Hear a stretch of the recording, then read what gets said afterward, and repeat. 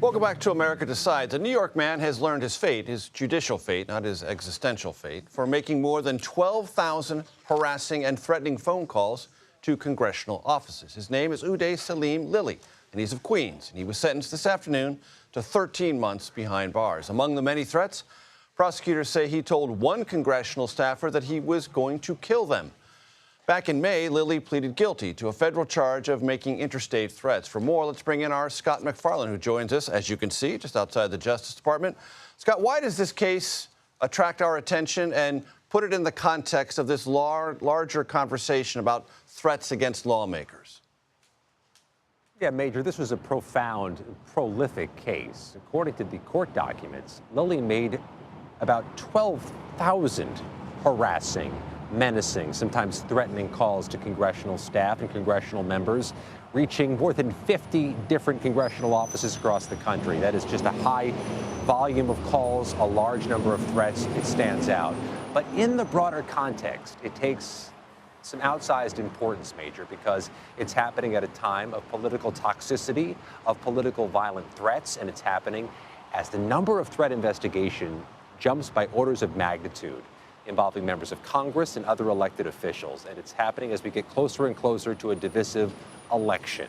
All of this underscores the significance of federal prosecutions. They're trying to provide some deterrence to stop people from this type of dangerous, menacing behavior. But it also underscores just how big a threat this is. These are threats issued in so many cases, Major, to young people, to young congressional staff, to interns manning the phones. Getting death threats is a reality. It's causing quite an impact on Capitol Hill. Scott, very quickly, do the court documents say anything about motive, or if the recipients of these threats were of one political party or another more than the other? The charging documents and the sentencing memos don't underscore a political motive, more of an anti-government sentiment based on what they're saying in the court documents. He was somebody particularly frustrated and venting anger at government and institutions, and that's consistent with what Capitol Police see. They see a cross-political, almost an apolitical number of threats in so many cases coming from anti-government zealots or people who have animus towards the government itself. Scott, you have some very new reporting. It's quite interesting about Democratic members of Congress hoping that they gain a political bump from Tim Walz now that he's on the presidential ticket as running mate to Kamala Harris. Angie Craig of Minnesota, Congresswoman, talked to you about the Walz factor. Walk us through her experience and possibly her expectations. And to do so, let me walk you down Pennsylvania Avenue, just a short ways to the Capitol, where there are two congressional districts where Tim Walz might have outsized significance. Obviously, with the one and only battleground race in Minnesota, always competitive in Minnesota's 2nd district, and in Omaha. Nebraska is Tim Walz's boyhood home. He was campaigning there in mid-August, trying to leverage that, and there's a battleground race in the Nebraska 2nd district.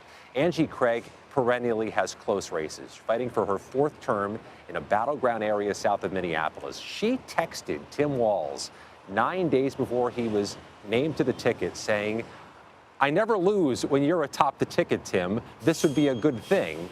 It also leans into some of our other reporting, Major, that House members were advocating for Tim Walz to get on this ticket. House members who used to call then Congressman Walz a colleague.